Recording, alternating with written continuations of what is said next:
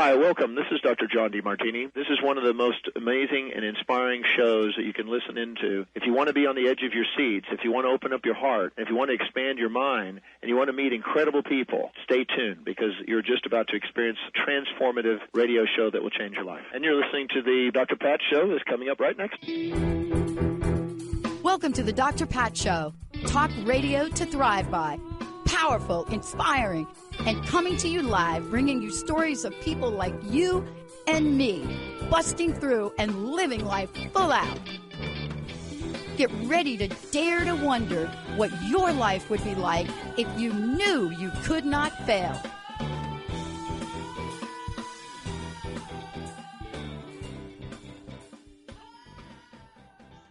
Hey, everybody, welcome. It's so great to have all of you tune us in and turn us on. I get so excited about some of the things we're talking about now. And joining me here today, of course, will be Dr. Alexandra Chauran. That's how I say it, Chauran. Did I get that right? Close enough. Close enough. How do you say it? Chauran. Chauran. Right, because it's got an H, Dr. Alexandra Chauran. And the reason I get excited about this is because, you know, there are so many ways that I think I've learned about healing. And the only way I learned that is by being really sick, right? And I've talked about that. But before we get rolling, I want to say hi to Jacob and hi to Benny. Hello to both of you today. Hi, Pat. Hey, how's it going? Yeah, my producers, they're in the saddle. I love that. Just hope there's not a little burr in that saddle. No, I'm just joking. Well, we're on separate saddles. They're on separate. Clear about that. You're on the separate saddles, right? Takes a village. You know. And then Benny will be giving away copies of the book. And as I mentioned before, there's a modern guide. There's a modern guide that Dr. Alexander has put together, and you're going to hear all about it. And as you hear all about it, you're going to hear, especially from me, is that when you are on a healing journey and you have tried just about every conventional thing possible, and they don't work, then you have like a little epiphany that says, wow, you're living in the Pacific Northwest, Bastyr University, so many people that are healers, Dr. Nushin Darvish, you got to love her, saved my life. And you start to think, maybe there are other ways. What have I got to lose? And then off you go. And when you do that, you find that there is so much you can learn. And this is what's kind of cool about this today. You're going to discover how healing begins in your hands. I love this because so much of what we do is with our hands. You know, so much of how we are in the world. Now, if you're me, you come from a family that our hands are going like all the time. Like it doesn't matter. Like you could be like watching TV and your hands are like going. You don't know what your hands are doing, but they're doing something, right? It's just kind of the way we grew up. But I commented about something the other day. I saw an interview with Michelle Pfeiffer on Jimmy Fallon. And I was so I couldn't even pay attention to what she was talking about because of what she was doing with her hands. And then I read Dr. Alexandra's book, and I thought, wait a minute, I think she was doing that, but she didn't know she was doing that, but maybe she did know she was doing that. Why did that look so awkward on TV, but was so natural for her? Why did she do that? Why was she constantly holding her hands together in what seemed awkward, but a very special touching way? I don't know. But I would venture to say that there must have been a comfort zone for her to do that. There must have been something about doing that. And if you all go back and watch that clip, you know exactly what I'm talking about. Because if you watch her, it seems awkward. And yet she was so committed to it. And there was something that she would do with her hands together and touching certain fingers on her hands. Now, so much so that I couldn't take my eyes off of them. I don't even know what she was talking about. All I remember is Jimmy Fallon playing a clip when she was Catwoman and showing her how to use the whip. but I have a funny feeling that's not why she was there. But what is it about this? What is it about how we strengthen our spirituality, how we learn to heal? How about all of that? Well, I'm so thrilled to have Dr. Alexandra joining me here today. Great to have you on the show. Thank you so much for joining me today. Thank you. It's great to be here, Dr. Pat. What do you make of my fascination with Michelle Pfeiffer's hands? Now, look, I've been a fan of her for a really long time. So for me to be that fixated on her hands in the entire time she's sitting there on Jimmy Fallon, I was just like, what is she doing with them? But would you agree that, with my assessment, that had to be something so comforting to her, right? I mean, I don't think it was random, to be honest with you. What do you think? Well, what it brought to mind for me was hypnosis. If anyone's listening has ever been to a hypnotist, often what a hypnotist will do is they'll have you go to a place in your life or a place in your mind where you felt comfortable, for example. And then the hypnotist might ask you to place your hands in a certain way. When I was undergoing cancer treatment, I worked really extensively with a hypnotherapist because I had a huge phobia of being put to sleep for surgery, and I had a lot of surgeries ahead of me. So what she told me to do was imagine my happy place, and she told me to really involve all the senses, and I thought about running along the seawall here in Vancouver, and I thought of the seagulls, and I thought of the boats knocking gently against the dock. And then she asked me to put my hands together, clasped one on top of the other, and rest it on my chest. And then later, when I was experiencing really nasty treatment side effects, such as extreme pain and nausea, I would clasp my hands together in that same way. And because of the hypnosis, the meditations that I had worked on, those feelings from running along the seawall, and of course, I was so sick, I couldn't run a step. Those feelings came rushing back as if I were there. And when you were saying this, of course, I haven't seen the clip, but I immediately thought of that healing journey that I went through, and how your hands can unlock a key to a conscious state in your mind. It's really interesting because, I mean, first of all, Michelle Pfeiffer has always been a beauty, both on the outside and inside. If you hear about her, she's also fierce when it comes to acting. She is dang near perfectionist, right? But I had never seen her, and she's extremely shy. I mean, her history will tell you that. But I was so struck by the precision of her hands and movement. Let's tell everybody what this art and science is called. What is the healing or the acknowledgement of healing through the hands? What is that called for our audience so they know? Well, the terminology that I use in my book is mudras, and many listeners will probably recognize mudras that they've practiced in contexts like yoga or perhaps dance. Mudras are used in many contexts, and I think that they can definitely be used for hypnosis and in daily life. There's so many signs. Let's just talk a little bit pop culture if we could. We have now come to learn many different symbolisms in using hands, whether it's being on the islands of Hawaii or whether it's Spock in Star Trek. Okay, like you got to admit, he brought the whole hand symbol thing to the forefront, right? But there are many things that happen in this world. I was especially touched by a movie I watched recently called Coda. And I was struck by the movement of sign language. And I was so struck by that. And, of course, I'm reading your book at the same time. So I've got this thing going on with your book and then watching it. So I read your book one time through, then I watched the movie. And my friend said, if you didn't read this book, I don't think you would have had so much to say about it. And I said, well, you're probably right. But there's such beauty in hand movement, isn't there? And the way we could hold our hands. Yeah, it is a language. And as we know, because we see indigenous peoples struggling to keep their languages alive, there's actually, crow sign, which is a hand sign language of the indigenous peoples, and they're keeping that alive.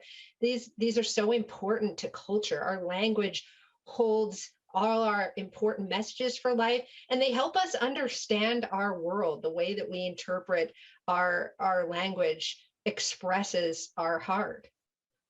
Now, one of the most, let's talk about one that you have in the book. And I want to talk about the book. I love it. The average person does use some of these mudras. And one of them is the all famous peace sign, right? Yes. And, absolutely. but that has a very long name in your book. It has a very long name in your book. And I was so interesting as I started to read about what that meant, right? Mm-hmm. Yeah, in my book, I because it's the modern guide to mudras, I really wanted to make this compendium that included ancient mudras that were used in temple worship in India, and then combine that with modern mudras that have been invented in the last 50 years. And so sometimes I'll give two names, so you can see the long fancy name, Kartaka Mugaha, and then you see right next to it, crossed fingers, and those, we all, we know that crossed fingers are powerful, right? If you're telling a white lie, put those behind your back, makes everything better. And so yeah, I liked to explain some of the history behind the mudras, but of course, something special and magical is there about movement, and it's hard to describe in words. And so, of course, the pictorial drawings make things a lot easier for those who don't want to get tongue-tied. Yeah. What's interesting about it is I was talking to Linda a little bit, and, she's known me since I was early, even before I was in my 20s. And she always commented on how I use my hand. And, one of the things that I will often do is, as I hold my hands, I'll do something like this, but I'll do it naturally. I mean, I'll be sitting here and I'll hold that position in my hand. It'll just be like this. And I was reading that actually means something. That's a sign. The sign of the goddess. Yes. Yeah. And I thought, and let me ask you this question, because I've done things like that all my life. Many people have hand gestures. Is there something innate? I believe so. In fact, I was just having a discussion with another practitioner, and we talked about the intersection between palmistry and mudras. So I also do palmistry, and I really enjoy that craft. It has a lot of ancient roots. And one thing that the layperson might not know is that your palm actually changes over your lifetime. So if you do like fortune telling with palmistry, you can kind of use your palm as a GPS for your life, because it does change. As we know, like, the work that we do changes how our hands appear. And so I believe that this kind of can connect with the common hand gestures that we may do as people or within our cultures. Everybody knows that Italians love to talk with their hands, right? And they have some common gestures that we might recognize. And certainly that's going to affect the way that they express themselves in the world and the way that they move forward with their lives. I want to talk about this when we come back, because ever since I started to read the book and talk about this, I've noticed that there are some things that I do, like I don't point to people. Mm-hmm. I hold my thumb and my index finger together. Almost, it's just like odd. It's like odd. People say, are you like pointing? What are you doing? And it's like, I don't know what that is. It's like my thumb and that index finger, they're like together, and it's like a little cave that it creates. That's my version of pointing. I don't do, even when I'm pointing to a board, I won't point with one finger. I have to have my index finger and my thumb touch. And, at one point somebody said to me, don't do that, just point to the board. This was in my corporate job. Mm-hmm. And I couldn't break that habit. When we come back, what does that mean? And how do we honor ourselves here? See, this is less about criticism and honoring. And one of the things you may notice when we talk with Dr. Alexandra, when we come back, watch your children, watch your kids, what they do.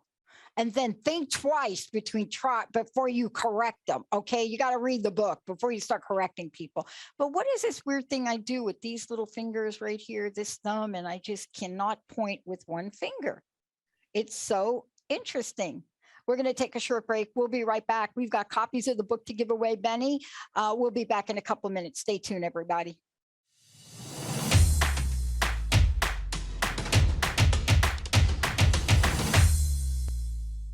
Hey, everybody, welcome back. Yep, we got a copy of the Modern Guide to Mudras right here. Dr. Alexandra joining me here. Hey, what's the best way for people to find out about you? Maybe you can give them your Facebook. Yes, I have a Facebook page at facebook.com/See Psychic. That's SEE Psychic. And you can find me right there or search for my name that you see on the front of my book. And definitely you can shoot me a message on there, although I'm kind of bad at Facebook. So don't be afraid if I don't get back to you for a couple days. Yeah, me either. Just saying. But you're the author of several books too. Yeah, I've written over 24 published books with Llewellyn. So I love to write. Yeah, I like the one. I like the getting through it one. Thank you. Did I get that right? Getting through it, reclaiming, Yes. building your life after adversity. Right? Yes, absolutely. That's one of. I think that's one of the most important books I've ever written, and I'm really proud of it. Yeah. Yeah. You should do like another edition because people need that like right now. Definitely. It was kind of weird timing because that one is actually a recent book. And of course, I completed it before the pandemic hit. But definitely, it's very relevant. That needs a reboot right now. But what we're talking about here, Benny, let's give a copy of the book away, 1-800-930-2819. And then Jacob, keep an eye out on Facebook. Okay, if anybody wants a copy, let me know. 1-800, what's my phone number, Benny? 1-800-930-2819. A lot of hands, a lot of movement. I want to ask you, there's so much in here. It's fascinating to me. You know, I'm so aware now of like moving my hands, right? You know, on this particular thing, you can't see my hands, right? You know, but I do this thing like this. This is like, I don't point it, but I just like do it. I'm like all the time like that.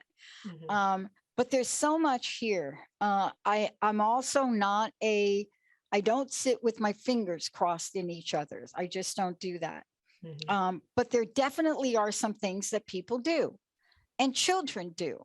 And I want to ask you this question. You know, what have you learned in writing this book? What would you say, wow, okay, we're in a modern time. We're seeing a lot of hand movements. We see it all the time. We see it in our pop culture. We see it in spiritual teachings. We see it.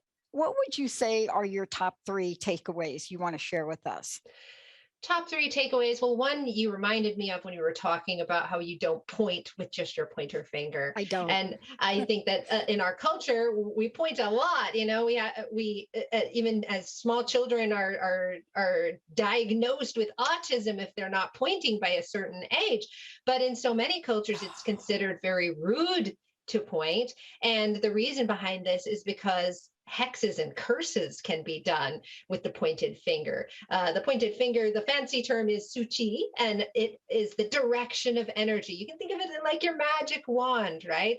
And so for this reason, pointing can be seen as a rude thing. So I think that you've got something there with your modified version of pointing, which may be less threatening, especially to people from cultures where cursing is rampant. Yes. I think that another really wonderful thing that is a good take-home point is that mudras don't have to be static. I think that a lot of people learned mudras or were exposed to mudras through yoga, where you hold a pose with your hand. And it's a little bit like a pressure point kind of situation where you're pressing fingers into your palm or into each other. And you're bringing your focus to those pressure points, which is great. It's a wonderful thing. But I was first exposed to mudras through classical traditional Indian dance. So those mudras are in motion. And I think that adding these hand gestures to your life intentionally and focusing your concentration on them, allowing them to allow your energy to flow where your attention goes, this can be such a valuable thing. And thirdly, I'd say that one of the most important things that I can speak to is that you don't have to get very complex with the mudras, but You need to be forgiving of yourself if your hands just don't work that way. Some of the mudras are actually pretty challenging, and like any yoga teacher will tell you, you have to listen to your body, and you can approximate your own version of the mudra. Like you found your own version of pointing, you can make your own version of any mudras. Some of them I had to practice for years before I was able to do them without my hands cramping up or without them looking funny. And I think that beginners should definitely be gentle with themselves as they explore this really important part of their body. And I do want to make an acknowledgement for those of you out there that may not know, this is National Autism Awareness Month.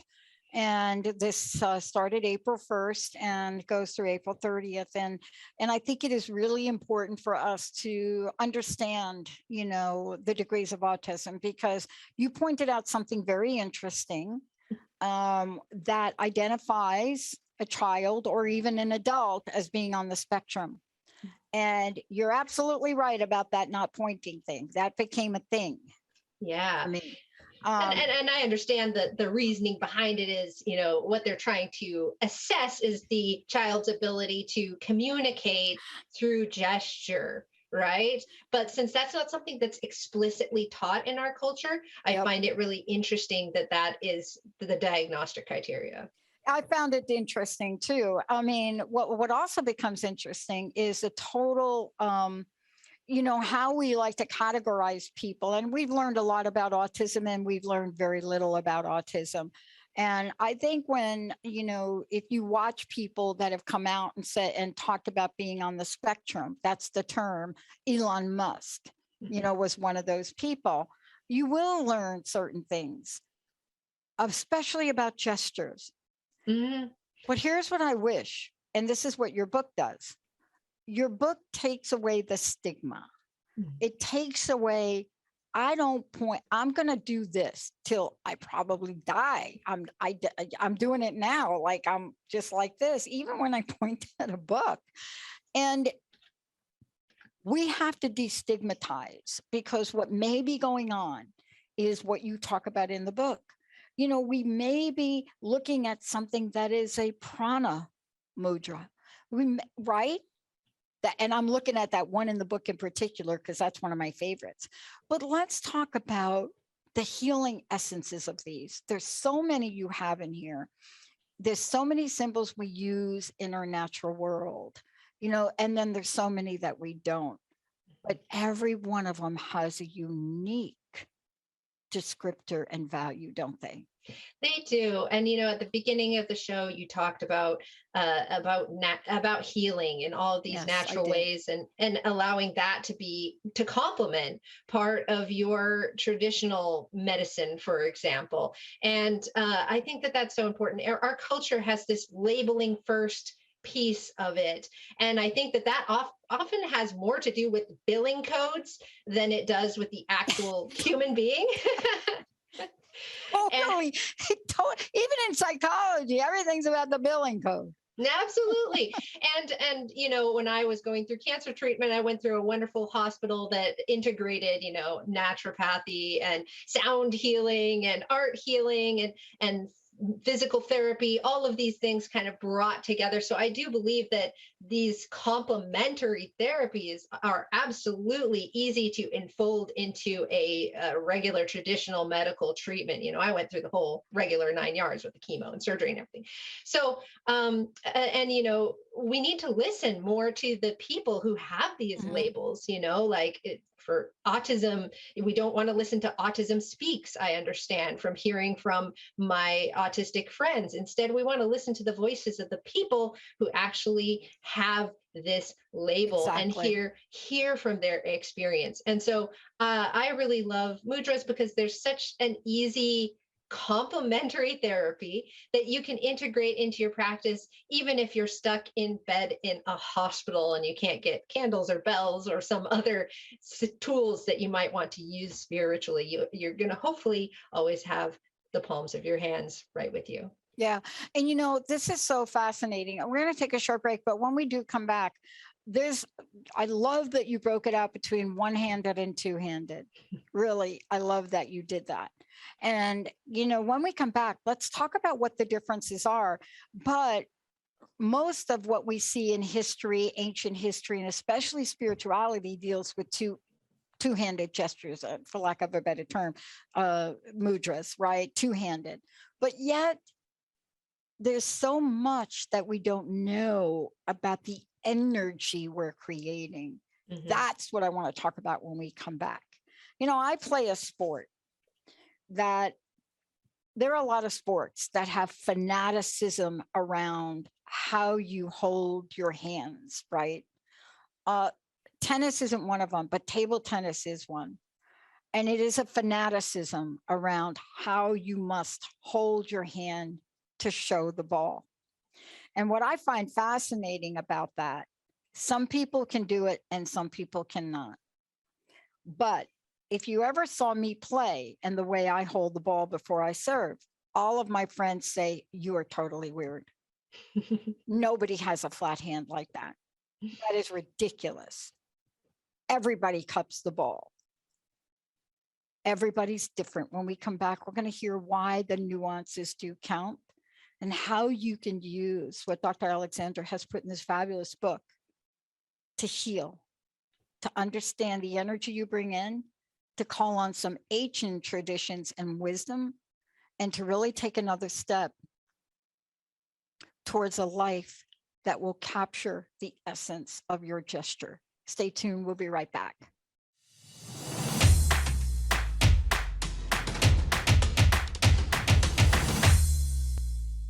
Welcome back. So great to have all of you tune us in, turn us on. Hey, before we keep going, again, mention how people can connect with you, but also how do they get a copy of your book? Sure. You can connect with me online at facebook.com/seepsychic. That's SEE Psychic. And you can get my book wherever books are sold. So yes, that does include places like Amazon, but I also encourage you to please try to patronize your local independent mom and pop bookstore. They are definitely hurting right now, and you can special order it if they don't have it. And I want to thank Kat from Llewellyn and Linda, my producer on the Dr. Pat Show on Transformation Talk Radio, for getting their selves together to bring on Dr. Alexandra. I want to talk about, I mean, you make a distinction, which I was really glad about. I mean, I got through the first part of the book and I just got fixated on it. And then I got to the next part, you know, about looking about one hand versus two hands. And I was still fascinated by that. But I want to take a moment and talk about what's underneath this. Mhm. And what I mean by that, look, and I'm doing this again, you can't see me, but I'm talking with these two little fingers together like that. There is an energy in this. And we're so self-conscious about what we think and what people think about us. You know, our hands, the way we talk, the way we don't talk, how we walk, the way we don't walk. Now, during my healing journey, I learned a ton about the feet, but it wasn't later till I learned more about the hands. And I wanted you to talk about the energy that we can bring forth consciously.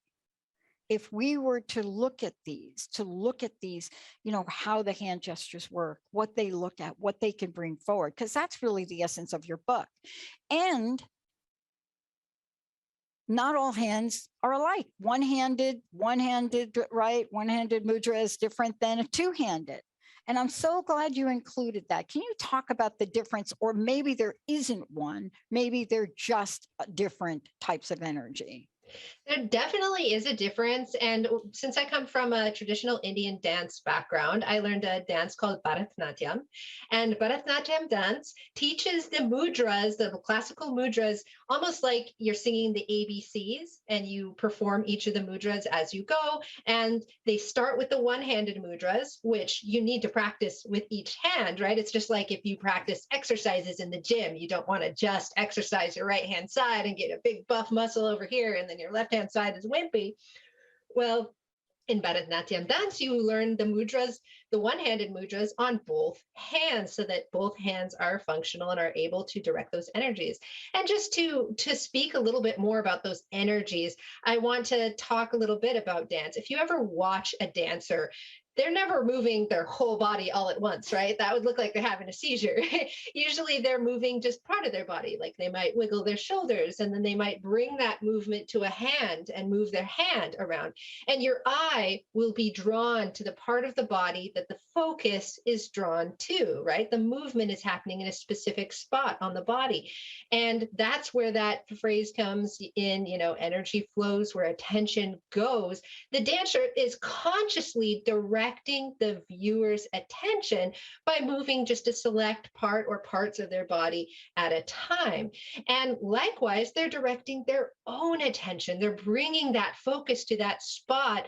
And that's where you get like a one-handed mudra if you're just trying to focus the attention on this spot, or two-handed mudras that work both hands together in order to create an energetic attention foci. And, when we're talking about this, we're talking about ways to help us. And let's just talk about let me just get back to this and talk about this as a modern guide. And there's a reason for understanding the modern guide. As you said, create balance and blessings, right? Create balance and blessings in the palm of our hand. It's so great that it literally could be that easy. Yes. But you have to learn it. Right. I'm not saying, but we're learning that every part of who we are generates an energy, every part of it. Right. And it's so wonderful that we can do this with just the tools at our disposal. I come from a Wiccan religious background, and all the witchy people, we really love our smells and bells and all our ritual accoutrement. I think that a lot of people who are drawn to that spiritual path, they want things like statues and candles and tools and magic wands and crystals. But that's also limiting spiritually. It can become sort of a crutch, because then what if you find yourself spiritually lost at sea and without your tools, like laying in a hospital bed or far away from home? You might feel like you don't have what you need to bring yourself peace and balance. But if you train yourself on methods of using your own body, your own mind, your own intention and focus, then you will have that wherever you go. One of the things that I wanted to ask you about is we live in a very stressful world. And some people say very stressful. Some people really, it depends on who I talk to and what day I talk to them. Is someday the post-pandemic has taught people some coping mechanisms. So, what they've had to learn is how to use some calming mechanism, meditation, maybe not even, maybe they get a brain tap, whatever that is. But in any event, we're talking about calming. We're talking about calming gestures. And this is, Autism Awareness Month. And one of the things we know or have learned is there are some things that happen for children. You couldn't get me to stop tapping my foot, and you could not get me to stop tapping my fingers. It didn't matter. I mean, it was so bad in Catholic boarding school, they didn't know what they were going to do with me. I just thought I was having a good old time. But the point is, it generated an energy. It generated something for me. Michelle Pfeiffer probably had something going on. But let's talk about what people can learn to do with their hands to calm themselves. Absolutely. I mean, I think I love how we talk about children again, and we know that children fidget, and then this fidgeting is taught as some kind of pathology. Like, why are you fidgeting in the classroom? When we're just trying to move our bodies, right? We need our bodies need to be moved. And so I think that there's a lot of mudras that you can use, and you can train both states of being. You can teach your body to be centered and focused by using just a static mudra to try to calm your hands and stop that fidgeting intentionally on your own terms. Or you can use those gestures, those moving mudras, to dance your way to peace and calm. And that is, both of those methods are really important. So what I encourage is, just like at the beginning of the show, I talked about hypnosis, where you might you might be in a state where you're envisioning your happy place, and then you hold your hands in a certain way, and then later when you take that hand posture, you remember your happy place. Well, I also encourage people to practice both ways. So for example, you might meditate and practice with a mudra being in a peaceful state. For example, one mudra that I like to teach is the keep it together mudra, where you pinch your fingers together, your pointer fingers and your thumb together, and allow your ring fingers and your pinky fingers to just go up naturally. This is sometimes called the keep it together mudra. This is one of the modern mudras. And if you practice that keep it together mudra in a peaceful space, like in your living room with incense and candles, and then later you're at work and somebody is bugging the stuffing out of you, you can hold that keep it together mudra and unlock that part of your brain that was in your living room feeling safe and calm. There's a couple that I was drawn to. I was talking to Linda about it, and one of them, you call it the eagle seal. This is another one of these things that if you ever watch me and I'm sitting or I'm at a movie, or even if I'm waiting at a meeting or I'm at a meeting, I will just put those two thumbs together and I'll just put that right down on the table or on my lap. And I'm not trying to make signs in the shadow on the projector. It's just a thing. But it's fascinating when I read what these are about. And I think that there are here, when we're talking about mudras, we're talking about very specific, ways we hold our hands that can take us to a place we really want to go. And I think when I read about that one, that was about inner freedom.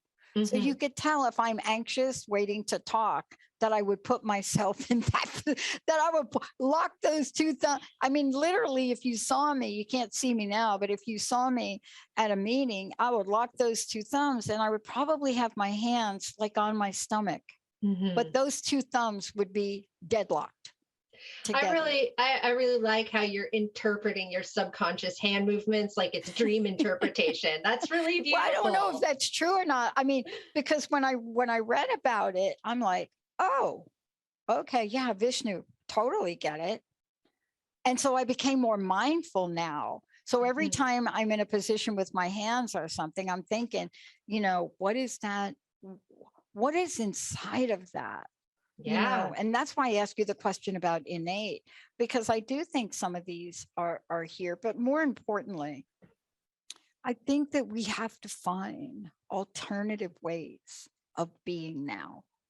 Yeah, I really love that. For those of you who are just listening to auditory version of this, she's talking about like if you were to project your hands, like look like a flying bird as a shadow on the wall, you would link your thumbs together and then wiggle your fingers like it's a beautiful bird. And This is done in dance too. Exactly. It's a freedom gesture, and I really like that you're interpreting that. You're saying, oh, my hands are naturally going here. That means that I need to find some way to feel free, because right now I might not feel so free. And just like in dream interpretation, if I have a dream that my teeth are falling out, I know that means I don't feel like I'm in control in my life.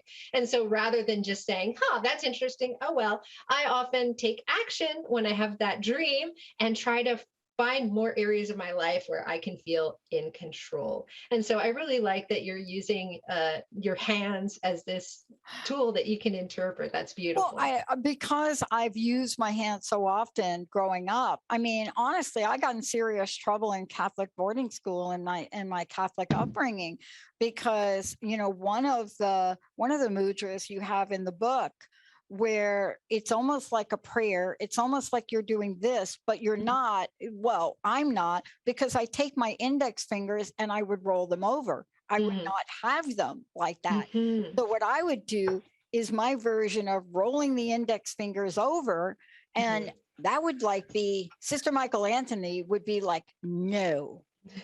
And I mean, I tried for years to break that. But see, this is what I think we have to really stop doing. Yeah, definitely. And all of these mudras are things that people use for empowerment. Like there is a mudra called empowerment. There's a mudra called Atman, which is representing the true self. And it's interesting that your hands just automatically went there because you're expressing your true self. We need to give ourselves the freedom to be able to do that. And these mudras have variations too. Some people ask how many mudras are in the book. I can't really put an exact number on it because some of these mudras have several variations. And so if you find yourself not doing something perfectly because your body wants to do something differently, well, that just might be a variation of a common mudra. Yeah. Let's talk about, I know we've got a few minutes left, but one of the things I was really struck by here was there's a part of the book that talks about modern mudra mistakes to avoid. Can we talk about those for a minute? Because I think it's important to understand why we call them that and, what this means in reference to looking at these, right? You say this in the beginning of the book and then you say it throughout the book to be mindful of the concept and the cultural appreciation. And it's so good, and part of this is to really learn this. Because I think like anything that I've learned in healing modalities, if you're off a quarter of an inch, it really means something else. Yeah. Think about it. Foot therapy, if you're off a quarter of an inch, you're not really healing your stomach. You're doing something to your nose. Right. But there's also a mindfulness involved in this, isn't there? Definitely. And I can speak to this as well. I used to compete in karate, for example, and there's many variations on karate. There's very austere dojos that will teach a certain method of karate, and then there's these other sort of McDojos, as they are called, which just kind of do a lot of cultural appropriation. They're just trying to make a quick buck with some kickboxing by calling it karate. And so the idea is that a true master can deviate from the craft that they're doing, but that's because they've mastered all of the essential base movements that are required for their art. And so I think part of paying homage to a cultural practice is giving it your all to really learn the way that you are supposed to be taught, the way that the teachers and the gurus would intend for you to honor this material. It's kind of like if you were going to create a fusion between belly dance and flamenco, well, you'd better be really good at both belly dance and flamenco before you try to fuse them together. And so, yeah, I think there's a lot of intention behind cultural appropriation. You don't want to make mudras into some kind of pretend game or something to impress somebody else. Yeah. Part of this is really honoring this craft and the teachers that have passed this down for thousands of years. I think that's so important what you just said. But also, the other half of the book is beautifully done to say, now that I've showed you all this, now let's talk about meditating with mudras. Let's talk about, spiritual practice. I love that you did that. Because you really have not left much out in terms of the practices that are involved with the kinds of changes we want to make, whether it's spiritual, whether you're looking at, or even now in the book you've included ritual. I love ritual, right? Yeah. But there are ways that you guide us through and walk us through ways to do this that pretty much help us, as I like to say, transmute energy, create a shift, whatever that shift is, whatever people want to bring into their lives. How important was that for you to do that in the book? It was so important to me because, as I keep mentioning, I think that all this bells and whistles of ritual, our brains are designed to love ritual. And I think the more bells and whistles you add to ritual, the more fun it is, but also the more limiting to the context in which you can perform ritual. And I think that education, the whole point of education, the whole reason I write books is to set people free. And so I think that using your hands, what you have on hand, so to speak, if people forgive the pun, for making ritual in your daily life, that's going to be something that you're more likely to do to bring something good into your life. Just like a physical trainer might say that the best exercises are the ones you're actually going to do. Well, I think that the best spiritual exercises are the ones you're actually going to do. And so this book and these mudras remove barriers and set you free to do what you need to do. Mm-hmm. And one of the things I want to get back to is really an acknowledgement and just the way you've honored this, because there are so many people that very naturally, have these mudras as a way of their life. And like I said, I don't know if it's innate, I don't know if it's past life, I don't know what it is. But so much of this has been criticized. And those of us that have grown up being corrected for rocking. I'm a rocker. I rock to this day. I mean, if you went through the checklist, you could see why that doctor said what he said. But everything from tapping to clapping to, but use of the hand, snapping fingers, right? Mm-hmm. Even I have to have I have multiple rocking chairs in my house, right? It's just the craziest thing, and people are like, what's wrong with you? Well, there's nothing wrong, and there's nothing wrong with people when you see them hold their hands in a certain gesture. But I am going to be curious when you look at the Michelle Pfeiffer clip. You're going to have to email me and tell me what you see in that. But I was awesome. fascinated by it. I wasn't critical. And I think that's one of the most important things for us to look at here. What you brought forth in this book allows people to have an opening to explore something that is really powerful, isn't it? Yeah, you got to start where you are in anything. Yeah. And to be at that place where you enter an honoring space, right? Thank you for today. Again, how do people get a copy of the book? Tell us how they find out about you. And I'd love to know your personal message, what you'd like to leave us with today. Thank you. Yes, you can find me at facebook.com/see-psychic. That's SEE psychic. You can find my book wherever books are sold, like llewellyn.com, my publisher's book site. But I'd also encourage you to visit your local independent bookstore and support them. They're hurting during the pandemic. And I just want to leave by honoring my teacher, my guru, Subhashini. She taught me, she is the leader of From Within Academy, which is an amazing Bharatanatyam dance school that has locations both in the US, in India, and all over the world. Thank you so much for bringing me on today. And thank you for bringing a book together that everybody can understand. A lot of times books like this are written for a certain level or degree of people, but this is a book for everybody, and you've written it that way. And so, this is a book that you can pick it up. You don't need to know anything about this and pick it up and begin to use it right away. That's what I love, right? Both the practicality of ancient wisdom. Thank you so much, Dr. Alexandra, for everything. Thank you. I want to thank Benny, and I want to thank Jacob, and I want to thank all of you. You're the best audience on the planet. And yes, FYI, I am going to be talking more about these incredible people at home instead. We're actually going to do a show. A couple of you as listeners wanted us to do a show and bring them on. We'll be doing that. But for all of you out there, remember this, whether it's Autism Awareness Month or any other month, you got to keep your head up high. You got to know that the human in us creates categories that'll have us believe that we're different and less than. We're not. We may be different, but that's what makes us so very special. That's what makes us special. So today, when you're looking at somebody and maybe you don't like the way their hands are, or maybe you're thinking, wow, they're a little bit off. Maybe they're rolling their eyes. Maybe they're tapping. Open up your heart for a minute and think about how unique that person might be. And just for a minute,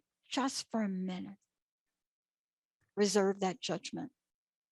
Now, if we did that, that's truly honoring this month, Autism Awareness Month, truly honoring it. And then every other month or day we celebrate. We're all special.